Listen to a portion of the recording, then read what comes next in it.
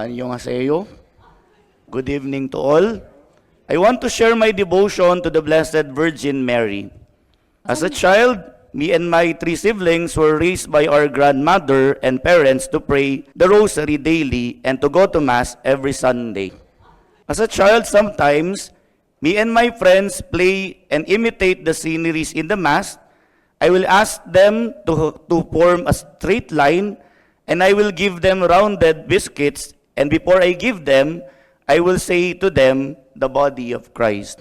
To make the long story short and fast forward, when I entered high school, I have forgotten for a while my faith as a Catholic baptized Christian. There were many colleagues then who became bad influences to me. I became a black sheep.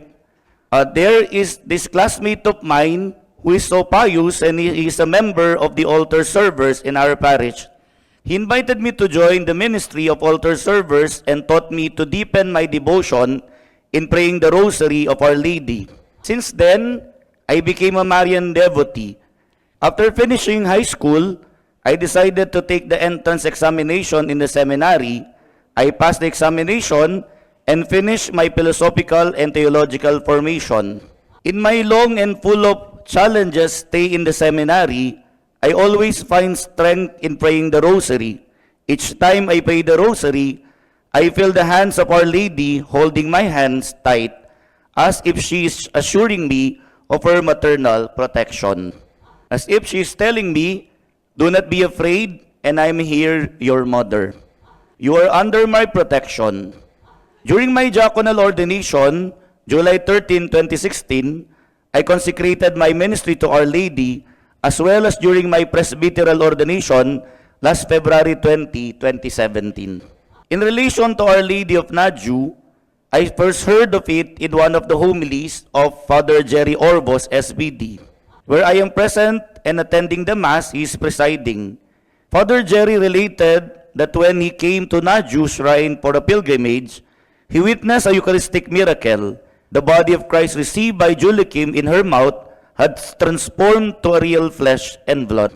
He continued that in Naju, Father Jerry experienced a deep serenity and communion with God.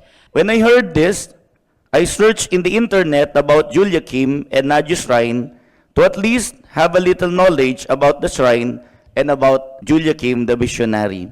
I wanted to visit Naju 7 years ago as a gift to myself for the gift of priesthood despite of my unworthiness. To visit Naju to thank personally Our Lady for her guidance and maternal protection. My problem then is I do not know how to reach and visit Naju.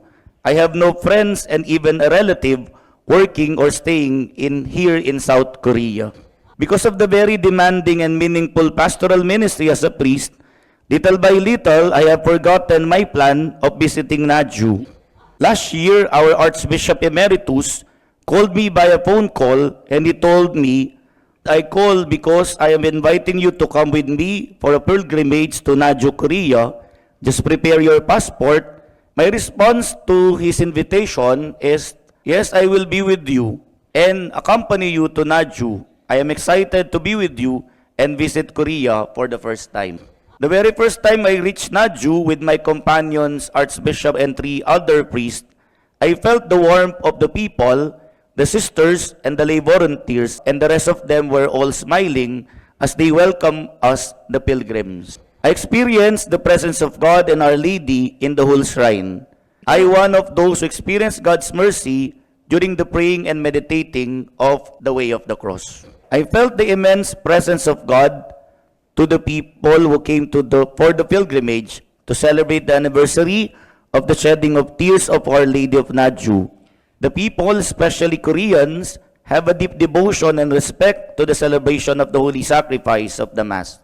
Women are wearing veils. More so, they are on their knees during the consecration or the elevation of the body and blood of Christ in the celebration of the Mass, even in the absence of a kneeler.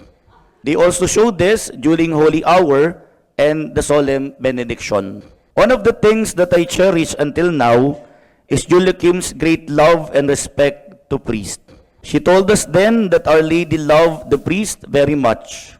During the clergy's up-close and personal encounter with Julia-Kim, I told her to pray for me, especially in my ministry as a priest of the Archdiocese and especially in my ministry as one of the exorcists of our Archdiocese. Then Julia Kim told me in Korean, interpreted by Sor, "Do not be afraid. God will protect you and Our Lady is always with you." The 5 spiritualities of Naju has deepened my relationship with God and my devotion to the Blessed Virgin Mary. First, I am a priest and I was chosen by God to turn my life into prayer. Secondly, as a priest, to always offer my joys, sorrows, and difficulties to God. As a priest, sometimes I experience sorrows and difficulties. When I offer this to God, they become light because I know that God will never abandon me. Thirdly, the idea of accepting my mistakes as a sinful person before God will make me more humble. Fourthly, is the spirituality of offering one's life for God. And finally, self-denial. This taught me to become strong in overcoming temptation for the greater glory of God. My dear friends, I am here again for the second time to thank Our Lady for her love, guidance, and maternal protection. As a token of gratitude to her, I invited 2 friend priests of mine from the Archdiocese to come here and experience the Marian pilgrimage here in Naju. Thanks for listening to my testimony. May the second visit and pilgrimage to Naju will bring many spiritual graces to my life as a priest, as well to the people I serve. Our Lady of Naju, ora pro nobis.